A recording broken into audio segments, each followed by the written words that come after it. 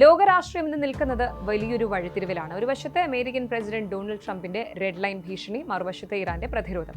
ഇതിനിടയിൽ സ്വയം ഒരു സമാധാന ദൂതനായി അവതരിക്കാൻ ശ്രമിച്ച പാകിസ്ഥാന് സംഭവിച്ചത് എന്താണ്? മുസ്ലിം രാജ്യങ്ങളുടെ സൈനിക നായകനാകാൻ സ്വപ്നം കണ്ട ജനറൽ അസീം മുനീർ ഇന്ന് വലിയൊരു പ്രതിസന്ധിയിലാണ്. ഇസ്ലാമിക് നേറ്റോ എന്ന വലിയ പ്രോജക്റ്റ് ഇന്നൊരു നയതന്ത്ര ബാധ്യതയായി മാറിയിരിക്കുന്നു. ഇന്ന് ഏപ്രിൽ 8, 2026. കഴിഞ്ഞ 24 മണിക്കൂറിനുള്ളിൽ ഇറാൻ അമേരിക്കൻ അതിർത്തിയിലും ഇസ്ലാമാബാദിലെ നയതന്ത്ര ഇടനാഴികളിലും നടന്ന നാടകീയ നീക്കങ്ങൾ നമുക്ക് പരിശോധിക്കാം.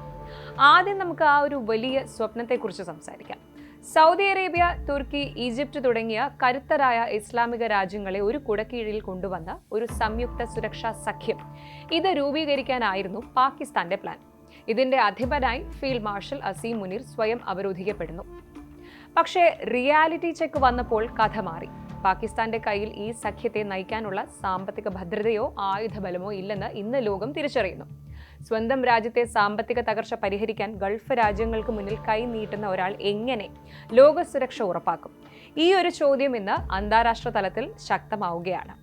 ഇങ്ങനെയാണ് ഇസ്ലാമിക ലോകത്തിന്റെ സുരക്ഷാ നായകനായി സ്വയം അവരോധിക്കാനുള്ള പാകിസ്ഥാന്റെ ദീർഘകാലമായുള്ള മോഹങ്ങൾ കടുത്ത യാഥാർത്ഥ്യങ്ങളെ അഭിമുഖീകരിക്കാൻ തുടങ്ങിയത്. ഇസ്ലാമാബാദിന്റെ നേതൃത്വത്തിൽ രൂപപ്പെടുമെന്ന് കരുതിയ ഇസ്ലാമിക് നേറ്റോ എന്ന ബൃഹത്തായ സ്വപ്നം വെറും ഒരു നയതന്ത്ര ബാധ്യതയായി മാത്രം മാറിയിരിക്കുന്നു എന്നതാണ് ഇപ്പോഴത്തെ ഭൗമരാഷ്ട്രീയ സാഹചര്യങ്ങൾ വിരൽ ചൂണ്ടുന്നത്. ഫീൽഡ് മാർഷൽ അസീം മുനീറിന്റെ നേതൃത്വത്തിൽ മുസ്ലിം രാജ്യങ്ങളുടെ പ്രധാന സൈനിക പങ്കാളിയായി മാറാനുള്ള പാകിസ്ഥാന്റെ ശ്രമങ്ങൾ പ്രാദേശിക യുദ്ധങ്ങളും ആഭ്യന്തര സമ്മർദ്ദങ്ങളും കാരണം ഇന്ന് വലിയ പ്രതിസന്ധിയിലാണ്.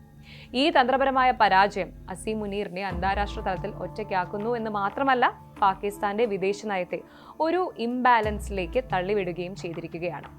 സൗദി അറേബ്യ, തുർക്കി, ഈജിപ്ത്, സൊമാലിയ തുടങ്ങിയ രാജ്യങ്ങളെ ഉൾപ്പെടുത്തി ഒരു സംയുക്ത സുരക്ഷാ സംവിധാനം കെട്ടിപ്പടുക്കുക എന്നതായിരുന്നു പാകിസ്ഥാന്റെ പ്രധാന ലക്ഷ്യം.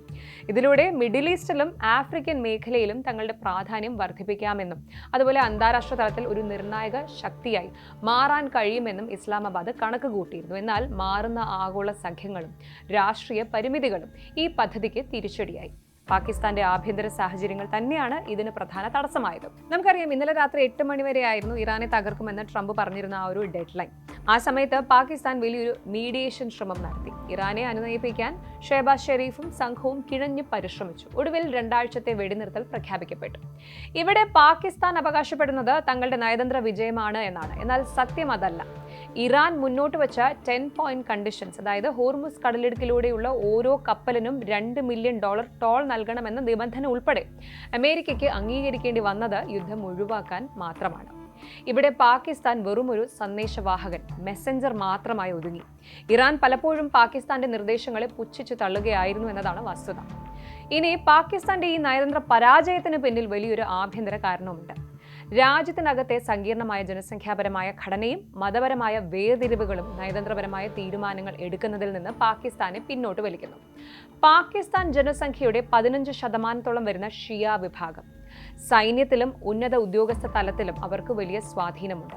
ഇറാനെതിരെ ഒരു നിലപാട് എടുത്താൽ രാജ്യത്തിനകത്ത് വലിയൊരു ആഭ്യന്തര കലാപം ഉണ്ടാകുമെന്ന് മുനീർ ഭയപ്പെടുന്നു. അതുകൊണ്ട് തന്നെ ഗൾഫ് രാജ്യങ്ങളെ തൃപ്തിപ്പെടുത്താൻ വേണ്ടി ഇറാനെതിരെ സംസാരിക്കാനും കഴിയില്ല, ഇറാനെ പിന്തുണച്ചാൽ അമേരിക്കയെ പിണക്കാനും കഴിയില്ല.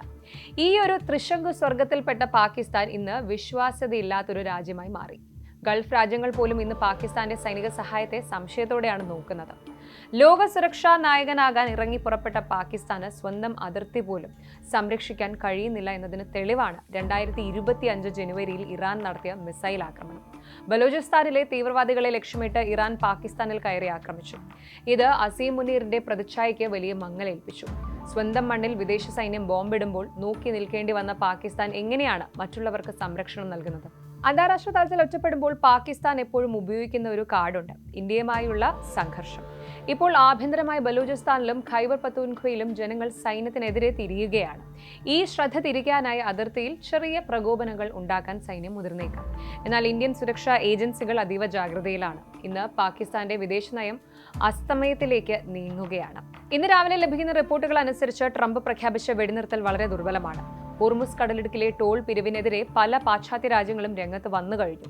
പാകിസ്ഥാൻ ഇതിലൊരു ശാശ്വത പരിഹാരം ഉണ്ടാക്കുമെന്ന് ആരും കരുതുന്നില്ല. ഇസ്ലാമാബാദിൽ ഇന്ന് ചേരുന്ന പ്രത്യേക സുരക്ഷാ യോഗത്തിൽ അസീം മുനീർ തന്റെ പദവി സംരക്ഷിക്കാനുള്ള പുതിയ അടവുകൾ പയറ്റിയേക്കാം. പക്ഷേ ഇസ്ലാമിക് നേറ്റോ എന്നത് വെറും ഒരു കടലാസ സ്വപ്നമായി അവസാനിക്കാനാണ് സാധ്യത. ചുരുക്കത്തിൽ ലോകത്തിന്റെ നായകനാകാൻ ഇറങ്ങി പുറപ്പെട്ട പാകിസ്ഥാൻ ഇന്ന് സ്വന്തം നിഴലിനെ പോലും പേടിക്കുകയാണ്. ഭാവനയിൽ കെട്ടിപ്പടുത്ത നയതന്ത്ര കൊട്ടാരങ്ങൾ യാഥാർത്ഥ്യത്തിന്റെ വെയിലിൽ ഉരുകിത്തീരുന്ന കാഴ്ചയാണ് നമ്മൾ കാണുന്നത്.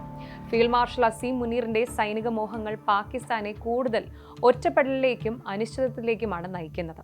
വരും ദിവസങ്ങളിൽ ഈ വെടിനിർത്തൽ അവസാനിക്കുമ്പോൾ ലോകം എങ്ങോട്ട് നീങ്ങും? പാകിസ്ഥാന്റെ പ്രസക്തി ഇനി ഉണ്ടാകുമോ? നമുക്ക് കാത്തിരുന്ന് കാണാം. കൂടുതൽ വാർത്തകൾക്ക് news 18 Keralam YouTube channel subscribe ചെയ്യുക.